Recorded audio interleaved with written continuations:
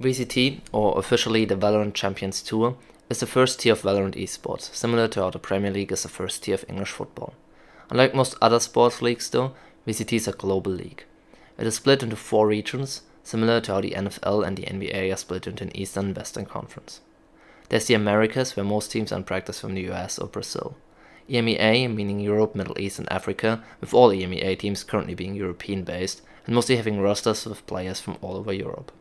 Russian teams have been banned from VCT after Russia's invasion of Ukraine, but Russian players are still allowed to compete and mostly find themselves in EMEA teams. The next region is Pacific, and while it features a lot of Korean teams, there are also teams and players representing India, Thailand, the Philippines, Indonesia, Singapore and Japan. The last region is China, which only joined VCT last season, since Valorant was released later in China than the rest of the world. The Chinese region only features teams based in China, and mostly players from China, Taiwan and Hong Kong.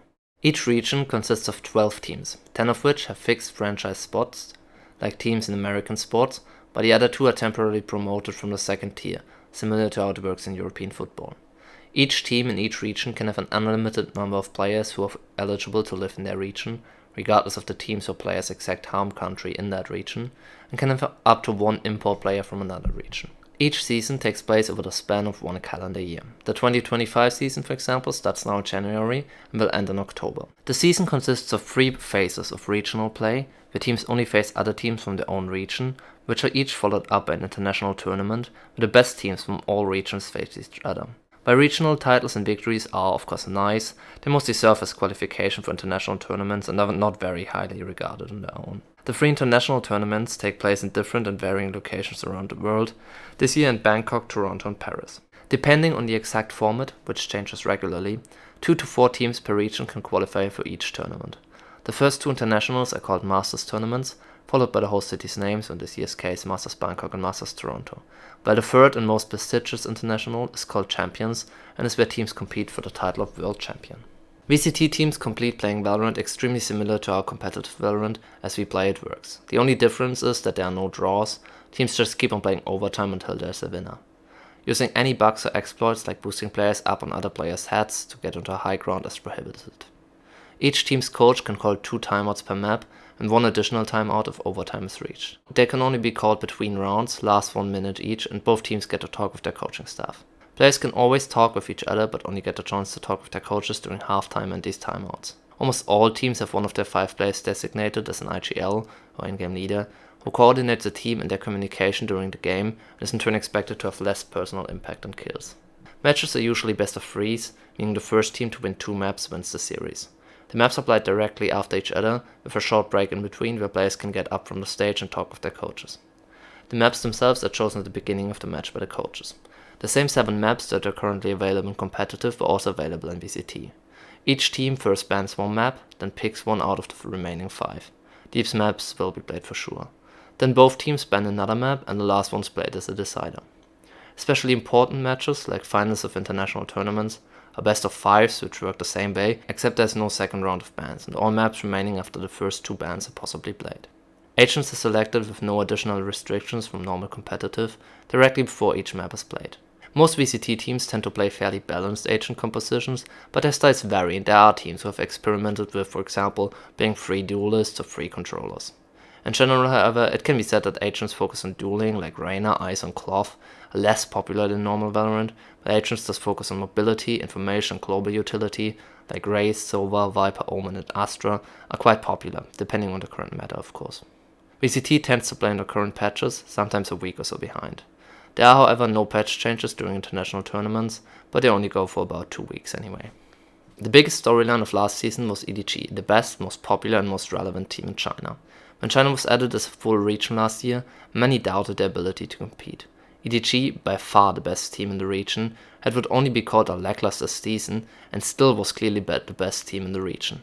After failing to impress at both Masters events, EDG won Champions in a surprise victory on the back of their superstar duelist Kang, whose in-game name is written like this, and who broke the record for the most kills in a VCT match in the Champions Finals, deservedly earning the MVP. Expectations on how good Kang, EDG and China in general are going to be this season are very varied. In Pacific, Chenxi have had an extremely outstanding season, making it to the finals of both Masters events and winning one of them. They have however been quite disappointing as champions in their hometown of Seoul. While Genji lost 2 of their key players, they retained both their star player texture and their high expectations. Genji's eternal League of Legends nemesis T1 have also assembled a very impressive looking roster, and while this isn't T1's first time to try and buy their way out of Valorant mediocrity, they have looked good in off-season matches so far. So have Paper Rex, a Singaporean team beloved for their creativity and aggressive playstyle. They have not made any roster changes, but played in a more disciplined manner which Paper Rex supporters hope could be the key to their first international title after losing multiple finals over the years. A similar hope swings with Team Heretics, the title favorites from Europe. The Spanish organization, their roster built around 2 brothers, IGL Boo and duelist Mini Boo, have lost the finals of the last 2 internationals but have shown a lot of consistency and a great understanding of the game. Similarly eager for a title are Fnatic, led by the beloved and controversial IGL Boaster. They were the first and only team to win successive master titles in 2023, but failed to have any real impact at internationals last year due to a combination of coaching changes, inconsistencies and health issues. For this season they hired Tier 2 phenom K-Jack to replace their longtime duelist Durka. Durka instead went to Team Vitality, who have assembled an impressive new roster of their own to win champions this year in their hometown of Paris. The biggest move of the offseason however came from beloved Valorant personality Tense, who retired from Esports and his team Sentinels after winning another Masters title with them last season. Sentinels, the most popular VCT team, at least with Western audiences, will now have to figure out how successful they can be both with the fans and on the server without their franchise player.